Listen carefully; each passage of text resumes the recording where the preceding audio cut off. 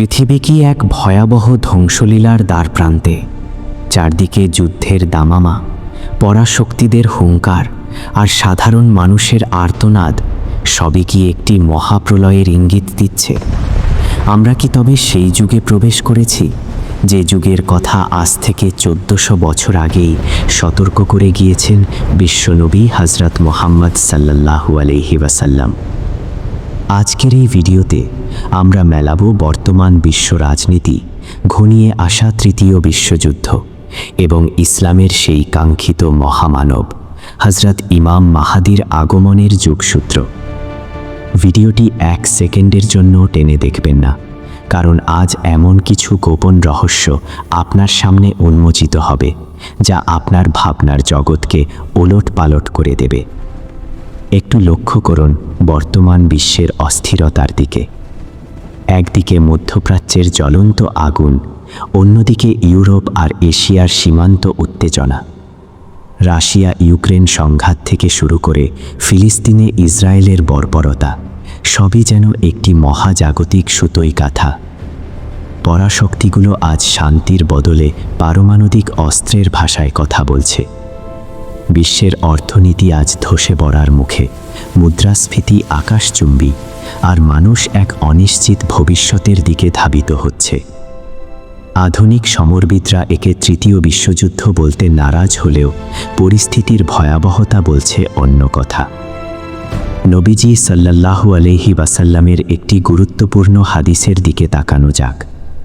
তিনি বলেছিলেন, ফুরাত নদী যখন তার ভেতরের সোনার পাহাড় বের করে দেবে, তখন যেন কেউ সেখান থেকে কিছুই না নেয়। বর্তমানে নাসার উপগ্রহ চিত্রে দেখা যাচ্ছে ইরাক ও সিরিয়ার মধ্য দিয়ে প্রবাহিত এই বিশাল নদীর পানি ইতিহাসে প্রথমের মতো অসংখ্যজনক হারে শুকিয়ে যাচ্ছে। নদী গর্ভ থেকে বেরিয়ে আসছে হাজার বছরের প্রাচীন সব স্থাপনা ও গুহা। গবেষকরা বলছেন, এই পানি শুকিয়ে যাওয়া মানেই ওই অঞ্চলের ভূ রাজনীতিতে এক ভয়াবহ রক্তক্ষয়ী যুদ্ধের সূচনা। তবে কি সেই সোনার পাহাড় আর মহাযুদ্ধের সময় আমাদের একদম সামনে? একই সাথে আরবের মরুভূমিগুলোর দিকে তাকালে আপনি বিস্ময়ে স্তব্ধ হয়ে যাবেন। যে ধুধু মরুভূমিতে একসময় আগুনের লু হাওয়া বইত, আজ সেখানে সবুজের সমারোহ। মক্কা ও মদিনার পাহাড়গুলো আজ সবুজ ঘাসে ঢাকা। পাহাড়ের বুক চিরে প্রাকৃতিকভাবে ঝর্ণাধারা প্রবাহিত হচ্ছে। এটি কি কেবলই জলবায়ুর পরিবর্তন, নাকি নবীজি সাল্লাল্লাহু আলাইহি ওয়াসাল্লামের সেই অকাট্য ভবিষ্যৎবাণী, যেখানে তিনি বলেছিলেন, ততক্ষণ পর্যন্ত কেয়ামত হবে না যতক্ষণ না আরব ভূমি পুনরায় চারণভূমি ও নদী নালায় পরিণত হবে। বর্তমান সৌদি আরবের নিয়ম সিটি প্রজেক্ট আর মরুভূমিকে সবুজ করার মহাযজ্ঞ কি আমাদের সেই সতর্কবার্তা দিচ্ছে না, যা রাসূল সাল্লাল্লাহু আলাইহি ওয়াসাল্লাম 1400 বছর আগে দিয়ে গেছেন? অন্ধকার যখন ঘনীভূত হয়, তখনই ভোরের আলো ফুটে ওঠে। যখন পৃথিবী অন্যায়, অবিচার আর জুলুমে ভরে যাবে, প্রতিটি ঘর যখন ফিতনায় আচ্ছন্ন হবে, ঠিক তখনই আল্লাহ তাআলা পাঠাবেন উম্মতে মুহাম্মাদের শেষ ত্রাণকর্তা হযরত ইমাম মাহাদিকে। হাদিসের বর্ণনা অনুযায়ী তার নাম হবে আমার নামের মতো এবং তার পিতার নাম হবে আমার পিতার নামের মতো, অর্থাৎ তার নাম হবে মুহাম্মদ বিন আব্দুল্লাহ। তিনি হবেন নবীজি সাল্লাল্লাহু আলাইহি ওয়াসাল্লামের কন্যা ফাতেমা রাদিয়াল্লাহু আনহার বংশধর।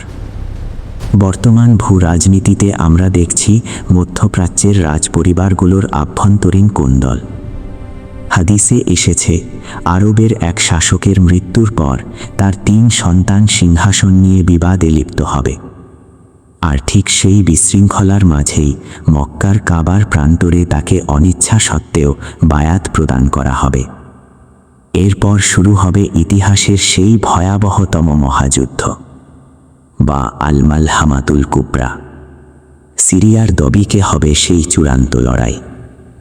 আধুনিক অস্ত্রশস্ত্রে সজ্জিত পরাশক্তিগুলো যখন একে অপরকে ধ্বংস করতে উদ্যত হবে। তখন মুসলিমদের এক বিশাল অংশ শহীদ হবেন, এক অংশ পলায়ন করবেন এবং বাকি 1/3 আল্লাহর সাহায্যে বিজয় লাভ করবেন। এই যুদ্ধ এতটাই ভয়াবহ হবে যে একটি পরিবারের 100 জন সদস্যের মধ্যে মাত্র একজন বেঁচে থাকবে। এই যুদ্ধের পরপরই মুসলিম বাহিনী কনস্টান্টিনোপল বা বর্তমান ইস্তানবুল জয় করবে। আর সেই বিজয়ের আনন্দের মাঝেই ছড়িয়ে পড়বে ইতিহাসের সবচেয়ে বড় গুজব, দাজ্জালের আবির্ভাবের খবর। অভিশপ্ত দাজ্জালের এই ফিতনা হবে ইতিহাসের সবচেয়ে কুখ্যাত এবং ভয়াবহ পরীক্ষা। বর্তমানের এই নিউ ওয়ার্ল্ড অর্ডার, ইলুমিনাতি বা অদৃশ্য শক্তির অপতৎপরতা আসলে সেই দাজ্জালি সাম্রাজ্যেরই ভিত্তিপ্রস্তর।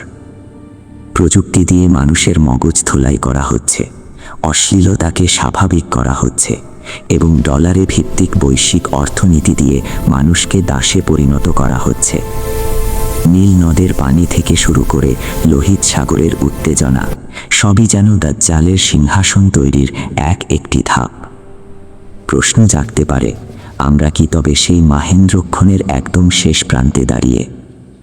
সিরিয়ার বর্তমান ধ্বংসযজ্ঞ, ইয়েমেনের দুর্ভিক্ষ আর ফিলিস্তিনের রক্তস্রোত কি আমাদের চোখে আঙুল দিয়ে দেখাচ্ছে না যে হাদিসের প্রতিটি পাতা আজ বাস্তবে রূপ নিচ্ছে? ইমাম মাহাদির আগমনের সময় পৃথিবীর আকাশ থেকে এক ভয়াবহ শব্দ আসবে, যা প্রতিটি মানুষ নিজ ভাষায় শুনতে পাবে। আপনি কি সেই ডাক শোনার জন্য মানসিকভাবে প্রস্তুত? বন্ধুরা, সময় ফুরিয়ে আসছে। আমরা এমন এক যুগে বাস করছি যেখানে সকালে একজন মুমিন হিসেবে ঘুম থেকে উঠলেও রাতে সে কাফের হয়ে যাওয়ার সম্ভাবনা থাকে। দাজ্জালি ফিতনার এই মায়াজালে নিজেকে রক্ষা করাই হবে সবচেয়ে বড় জিহাদ। ইমাম মাহাদি যখন আসবেন, আপনি কি তার পতাকা তলে দাঁড়ানোর যোগ্যতা রাখেন? আমরা কি পারব পার্থিব আরাম আয়েশ বিসর্জন দিয়ে হকের পথে অবিচল থাকতে? আজকের এই ভিডিওটি কেবল বিনোদন বা তথ্যের জন্য নয়, বরং এটি আমাদের প্রত্যেকের ঈমানি চেতনার এক চূড়ান্ত পরীক্ষা। ভিডিওটি প্রতিটি মুসলিম ভাই বোনের কাছে পৌঁছে দেওয়া আমাদের দায়িত্ব। শেয়ার করে অন্যদের সচেতন করুন আর কমেন্টে আপনার মতামত জানান। আপনার চারপাশে ঘটে যাওয়া কোন ঘটনাটি আপনাকে সবচেয়ে বেশি ভাবিয়ে তুলছে? আপনি কি মনে করেন ইমাম মাহাদি আমাদের মাঝেই কোথাও বর্তমান আছেন? ইসলাম স্টোরির সাথে থাকার জন্য এবং ভিডিওটি শেষ পর্যন্ত দেখার জন্য আপনাদের আন্তরিক শুকরিয়া। ঈমানি পথে অবিচল থাকুন। আসসালামু আলাইকুম ওয়া রাহমাতুল্লাহ।